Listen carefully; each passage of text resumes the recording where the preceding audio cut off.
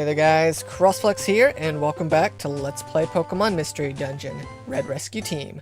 In the last episode, we saved Team Meanies' Medicham, and we explored a little bit of this mysterious Wish Cave. And if you saw that last episode, man, you saw how weird and difficult that dungeon was. But our reward for saving Medicham, if I can pull it up here, is this magnificent Wish Stone.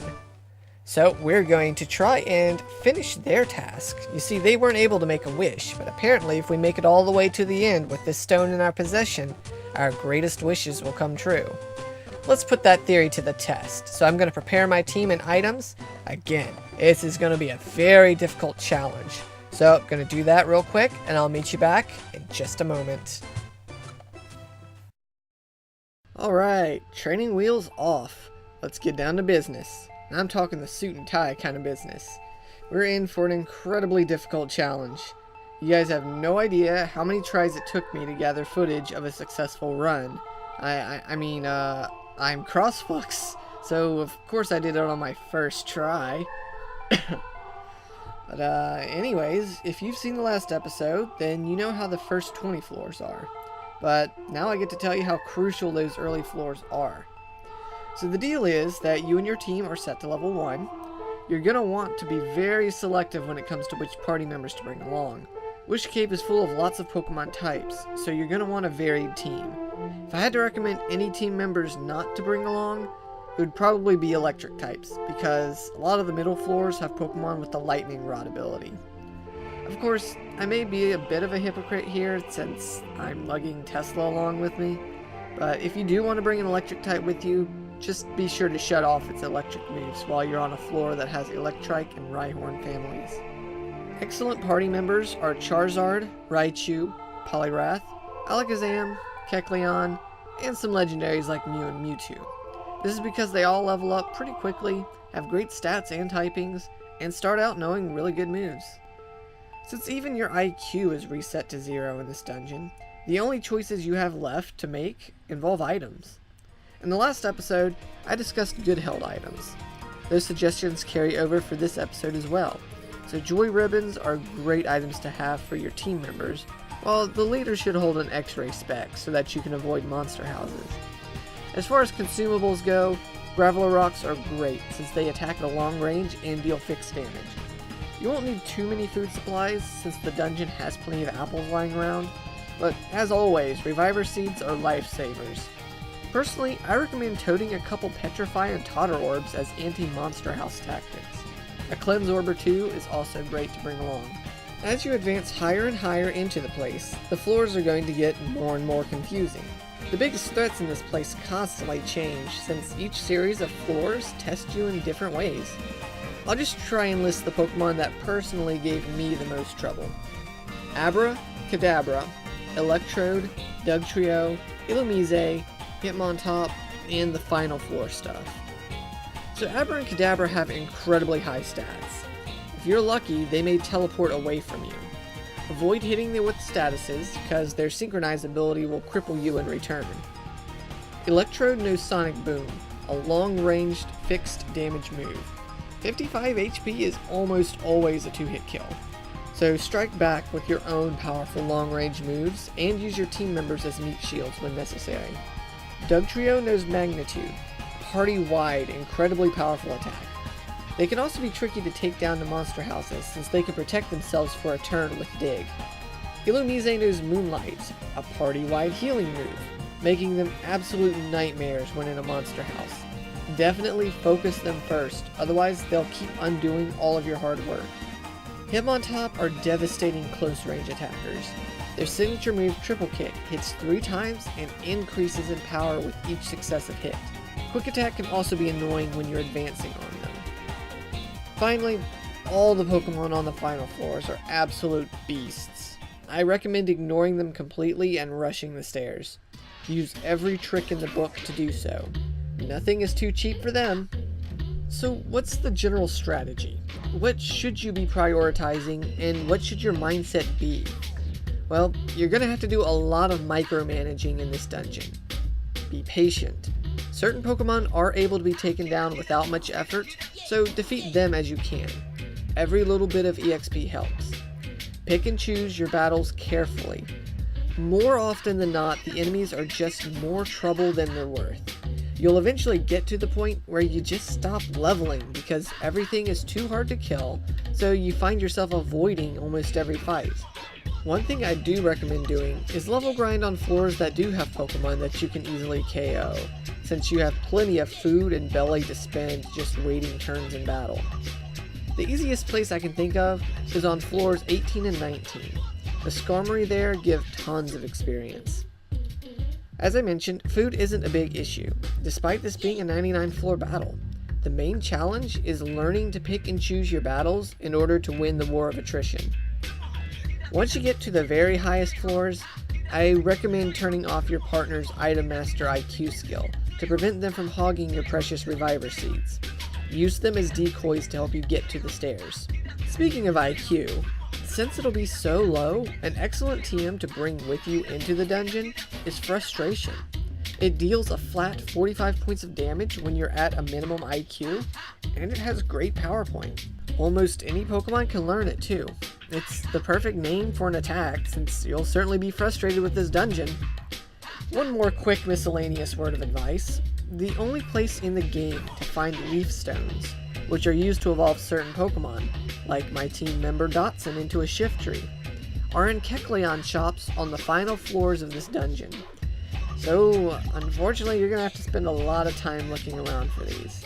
I don't know why Chunsoft hated Leaf Stones so much, because you can get all the other Evolution Stones fairly easily, but Leaf Stones? Something about them. So, I know that's a lot of advice to take in at once.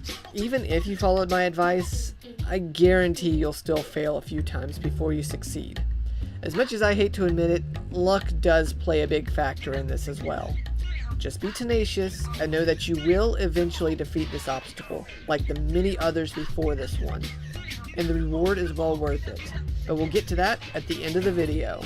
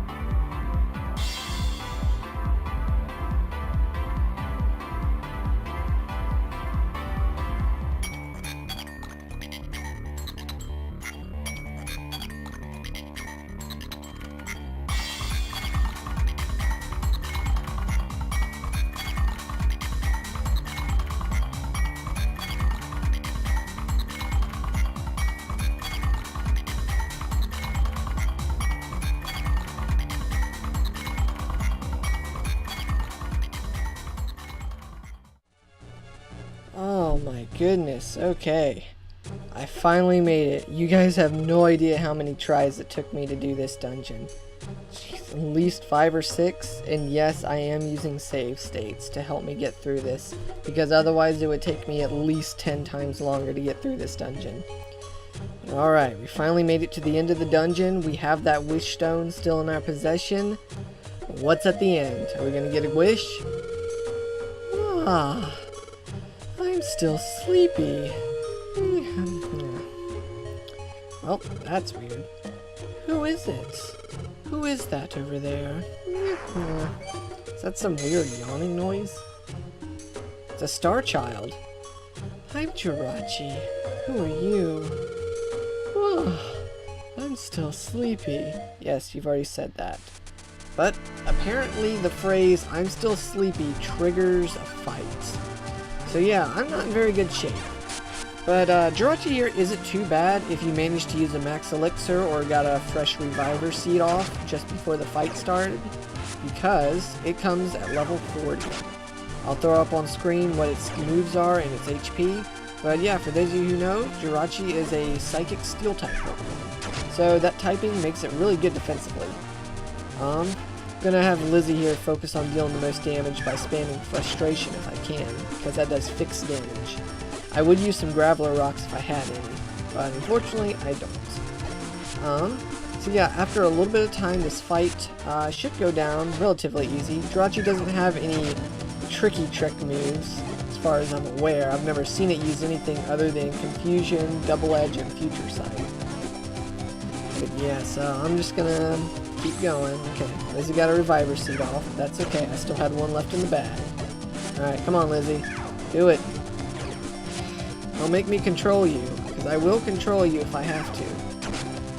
Okay, it looks like I'm going to have to control her because she's not using frustration. Okay, let's finish it. Frustration. Ooh. Jirachi wants to join the team. Accept Jirachi as a team member. Wow. Okay, I was not actually expecting to recruit Jirachi. Although, yes, it is clearly possible since I'm triggering it. I'm actually going to turn Jirachi down, though. The reason for that is you get a wish by having the wish stone in your inventory by defeating Jirachi, as long as you're not recruiting it. So if you fail to recruit it or turn it down, like I'm about to do, we get the following cutscene. I'm still sleepy. Yes, I know you're sleepy. Oh, I hear singing. A song of purity. Ha! Eyes wide open! I don't know why, but I'm wide awake. I'm Jirachi. When I awaken, I grant a wish. I have to. Then, I ask you this. What is your wish? So, by having a wish stone in your inventory and defeating Jirachi, you give it a choice of having 5 wishes. Lots of money will obviously make lots of Poke rain from the sky. Lots of items are lots of random items. A friend area is, well, a friend area.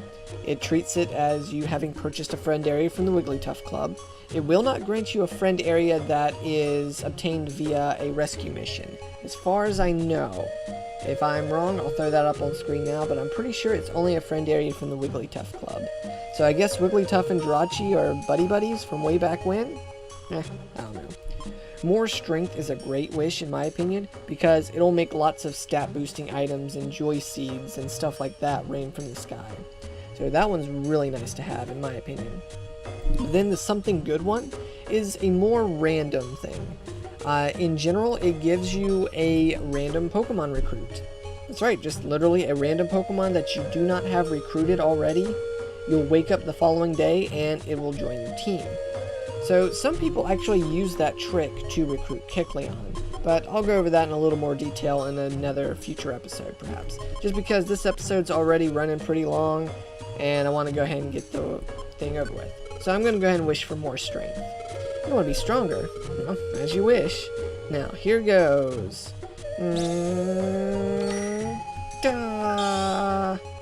Okay. And just poofs out stuff. Gathered up items from all over the dungeon that may make you stronger, but don't use them now. When you leave the Wish Cave, your powers go back to their original state, so you should only use those items after you take them back. I hope you keep working to become even stronger. Using that power, though, made me sleepy. Well, good night. And so Jirachi goes back to a deep sleep for another 1,000 years or so. But yeah, so as you can see, proteins, joy seeds.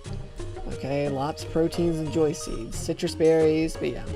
So guys, with that being shown, I think I'm going to go ahead and call the episode.